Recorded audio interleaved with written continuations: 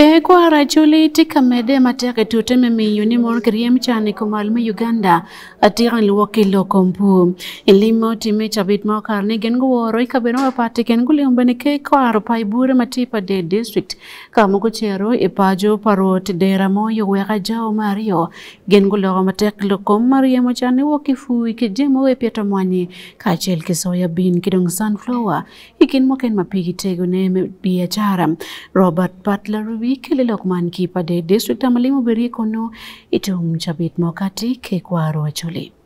Ke kwara chuli uchako wuoti kabir mapat pati ko malme Uganda tutwale ngwa machuli ikit mi lweny kwere komchan man lok mo aki bola lok ma dit mi ke kal kwara chuli ukelo okona wano tie pete kai de ke no zon pai bot bot da moy wera ajao mario wan de no te katimne ni actually good do ko fu ken yang kawaro mo rocho cooperative society dan ko mbero de otta chiri wa chiri go nen ki yu me furu jeme makere kingi eno wachi kel kal kwaro tikati matek total mi neno kit makro moria mo kwele chan mi a ke lo bachole kun ki karo ki yo mi fu actually be ka kel ken ben te kwara actually te ruwen ko nya actually ken ne ke do ko pa actually ken yang iloke eno medo kun wachi note kiripe ikit mi loko te kwaro pacholi pira tek total bengu bol nyang group me bol chup me te modwa ta bor ya ekeme alero bitiki alera la kofi cooperative society endo de mer dano duju kunene ke no gwa bene ka mente kage mero konyo bino bodano yon dano bora ka Ladit Martin Okomo, second deputy prime minister ke kalkwara choli wachi watkini tikaneno kit makiromo dwako kwere piny aduki papero mo a ilokom lweny mo weko kumalme Uganda maraj madam. Choli udaro chanto twal pikare malay. Mon bimwaka piari okuro beri kami inagalany uberu pol okelo chan mapol chui dai kin mon kicho dai lo mengom tenyu lutien warata luenyi bachi ku yewai kum tema tek madaya chu Ilokom chan mado taya chulini eno meredwane kon wachi tuju wen wegamente mapimu kin matanu lon kere gilu chan kere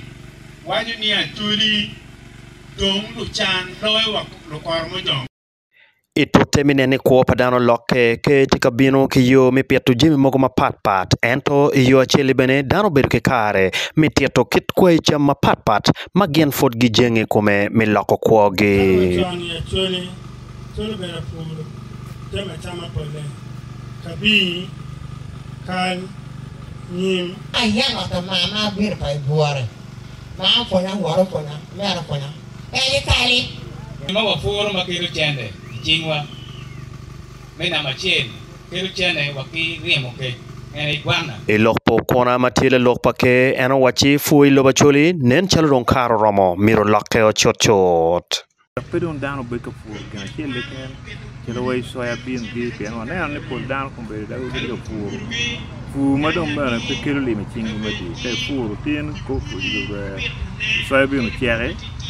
digi mayano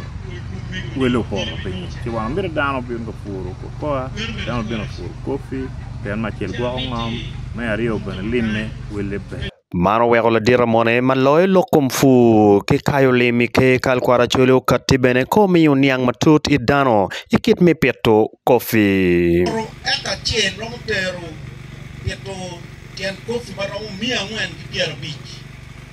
eto kin mo piero tek ena yemo te yin tiki miri me pieto kofi tongbu no ben mongo obe tape tongbu mabe kofi to ko yo piong ki tongbu ni mon malai kumem ni wek bu kama yini me piero ni kien tane ubeto ko mangit mu kwe mo pe mai kalwere mo ni jaku kati udongong ma penu te kapot twa milulu ko lok palim parwo tikabir mapat pare ko male me Uganda ruara jao mi paibora ubedu ki kare mi metu duane itwale ikare man makilimo no gange yen ki tutte ti yo enemy yen go do jalo ma yemme ma nyak waka ki waka Roronen David Achana kitima mege fotika meteke wore kema pat mati ko malami Uganda kon word man tika kelo fonye kidong niang ikum jima pat make tika timane maromo kila loga iko pa choli matiegang kibene magitie waro ikitme note nerone kidwako deyo iko macholi pilonge ya mchwenye One Luo TV Pat Robert Larubi.